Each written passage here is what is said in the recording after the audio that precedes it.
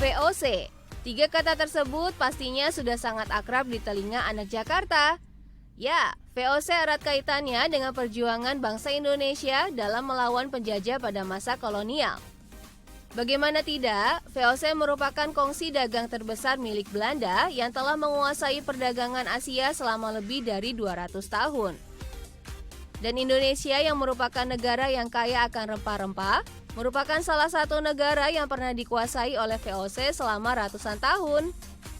Mau tahu lebih lengkap bagaimana kisah VOC dan peninggalannya di ibu kota? Langsung saja kita simak selengkapnya.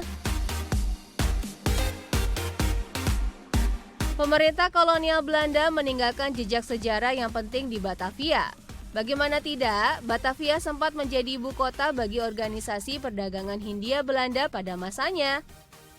VOC atau Verenigde Oostindische Compagnie merupakan kongsi dagang Hindia Timur serta titik sejarah yang sangat lekat dengan Indonesia. Ini adalah perusahaan multinasional pertama di dunia, sekaligus pendiri dan emiten pertama dalam bursa saham paling pertama sepanjang sejarah Amsterdamse Effectenbeurs. Perusahaan yang didirikan 400-an tahun lalu ini adalah yang terkaya dan terbesar sepanjang sejarah. Total nilai VOC mencapai 7,9 triliun US dollar atau sekitar 110.000 triliun rupiah. Anak Jakarta bisa hitung berapa banyak ya angka nolnya? Jika menggunakan nilai perusahaan-perusahaan sekarang, hal itu setara dengan gabungan nilai 20 perusahaan terbesar di dunia saat ini. Sejarah VOC memang memiliki kaitan erat dengan penjelajahan dunia. Kala itu, sekitar abad ke-16, daratan Eropa sedang dilanda cukup banyak perang. Kondisi ini membuat para pedagang merasa perlu untuk mencari pusat perdagangan di timur, terutama yang kaya akan komoditas rempah-rempah yang kala itu menjadi primadona. Adalah Cornelis de Houtman dan saudaranya Frederik de Houtman yang membuka wawasan pelayaran Belanda ke Nusantara.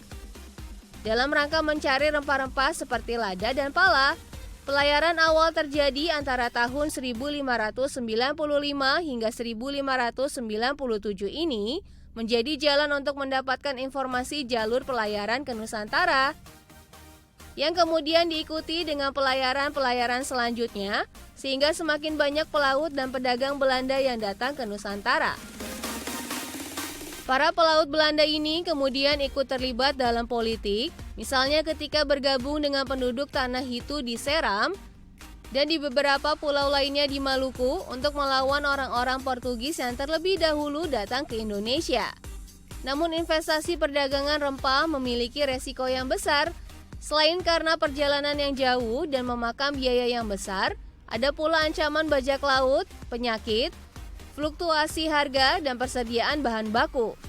Maka muncullah ide untuk membuat semacam kongsi atau kartel yang mampu mengontrol suplai rempah serta menjamin agar perdagangan dan pelayaran bisa berjalan tanpa hambatan dari persaingan bisnis maupun dari bajak laut.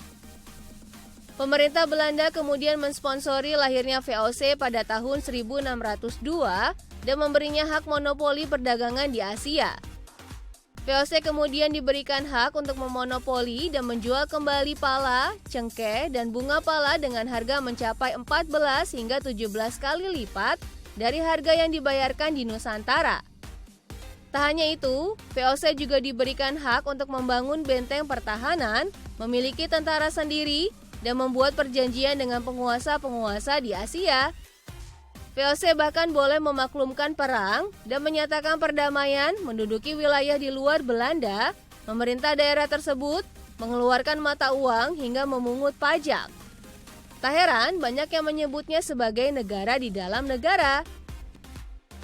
Ada beberapa faktor yang menyebabkan VOC mengalami kemunduran, mulai dari perubahan peta politik dan ekonomi di kawasan Asia, tingginya angka kematian pekerja, korupsi yang menjangkiti para petingginya, serta kebijakan dividen besar yang membebankan perusahaan.